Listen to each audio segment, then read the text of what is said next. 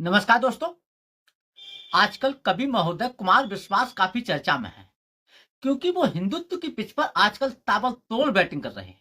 और करें भी क्यों ना, क्योंकि जब से उन्होंने हिंदुत्व की पिच पर बैटिंग करना शुरू किया है तब से मार्केट में उनकी खूब डिमांड बढ़ गई है। एक समय था, अभी तक कवि महोदय पारंपरिक रूप से राम कथा सुनाते थे और बीच में चुहलबाजी भी कर देते, लेकिन आजकल वो हार्डकोर हिंदुत्व की अपनी छवि बनाने में लगे हुए हैं। एक समय तो उन्होंने आरएसएस को अनपढ़ और आरएसएस के अनुशासन की तुलना आतंकी संगठन लश्कर तैयबा से कर डाली थी।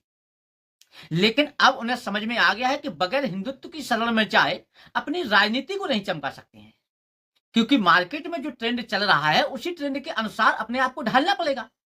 इसलिए आजकल वो हिंदू बनाम मुस्लिम की राजनीति करने में लगे हुए हैं। अभी कुछ दिनों पहले ही उन्होंने सोनाक्षी सिन्हा को लेकर के बयान दिया था, क्योंकि सोनाक्षी सिन्हा ने एक मुस्लिम से शादी की थी। और फिर उसके पश्चात उन्होंने करीना सैफ अली खान के बेटे को लेकर के भी बयान दिया। तो पहले आप उनका एक बयान सुनिए। और तुम्हारी तीसरी शादी से औलाद होगी तो उसका नाम तुम बाहर से आने वाले किसी आक्रमणकारी के नाम पर रख लोगे, ये चलेगा नहीं। अपने बच्चों को नाम याद कराइए, सीता जी की बहनों के, भगवान राम के भाइयों के।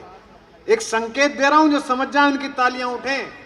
अपने बच्चों को रामायण सुनवाइए, गीता पढ़वाइए, अन्यथा ऐसा ना हो कि आपके घर का नाम तो रामायण हो और आपके घर की श्री लक्ष्मी को कोई और उठा के ले जाए, तब पढ़ रहा। सुना आपने? ये है इनकी सोच। एक और हमारा संविधान हमें राइट टू चॉइस और राइट टू प्राइवेसी का अधिकार देता है, यानी कि हम अपनी पसंद से शादी कर सकते हैं और अपनी पसंद से अपने बच्चों के नाम भी रख सकते हैं। लेकिन हिंदुओं के ऊपर दबाव है कि वो अपनी पसंद से नाम तो क्या, अपनी पसंद से शादी भी नहीं कर सकते हैं। वही हिंदू अपने बच्चों के नाम गैर हिंदू तो बिल्कुल भी नहीं रख सकते हैं, क्योंकि कट्टर हिंदुओं के निशाने पर आ जाएंगे। एक और संविधान हमें अधिकार देता है, वहीं दूसरी ओर समाज अधिकार छीन लेना चाहता है। जब संविधान लागू होने के पश्चात ये स्थिति है, तो जब संविधान नहीं था तब आप समझ सकते हैं कि क्या स्थिति रही होगी। हाउसिंग सोसाइटी में बैठे हुए अंकल और आंटी तो जश्न मना रहे होंगे कि किस प्रकार से एक कथावाचक लोगों को शिक्षा, गरीबी, बेरोजगारी, महंगाई जैसे मुद्दों से भटका करके हिंदू और मुस्लिम में फंसाने की कोशिश कर रहा है। एक समय यही कुमार विश्वास मुसलमानों की महफिलों में जाकर के मुशायरे लूटते थे। इतना ही नहीं, ये दलित और पिछड़ों के भी आरक्षण और समानता के विरोधी हैं। उन्होंने जो अपना एक इंटरव्यू में बात कही थी, पहले आप उनका ये इंटरव्यू सुनिए। जब मैं छोटा था, मेरे गांव में 1970 में मैं पैदा हुआ, जातिवाद नहीं था, सब बराबर थे। लेकिन 1990 के दशक में मैंने कहा कि एक व्यक्ति ने आरक्षण के नाम पर एक आंदोलन चलाया और इस समाज को गहरे जातियों में बांटने की कोशिश की। निश्चित बात है कि 1990 में मंडल कमीशन का आंदोलन हुआ था और उस समय वीपी सिंह जी के प्रधानमंत्री होने की अगुवाई में इस देश में जातिवाद के गहरे बीज बोने की कोशिश की गई, जिससे भारतीय समाज व्यथित था, आज भी।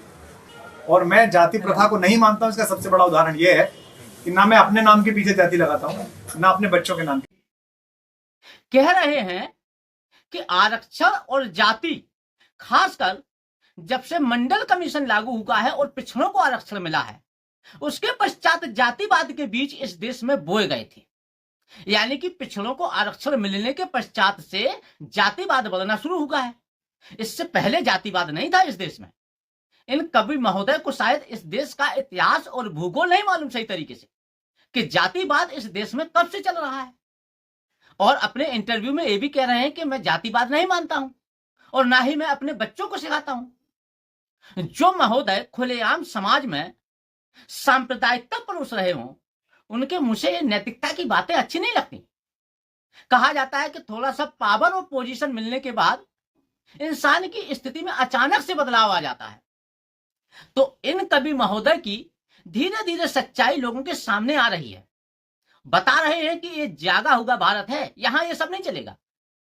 लेकिन मैं कहना चाहता हूं कि जिस दिन ये भारत सही तरीके से जाग गया, उस दिन आपके जैसे कथावाचक जो हिंदू मुसलमानों के नाम पर, मंदिर मस्जिद के नाम पर, जातिवाद और सांप्रदायिकता के नाम पर अपनी छवि चमकाने में लगे हुए हैं या राजनीति करने की कोशिश करते हैं, इनकी दुकानें बंद हो जाएंगी।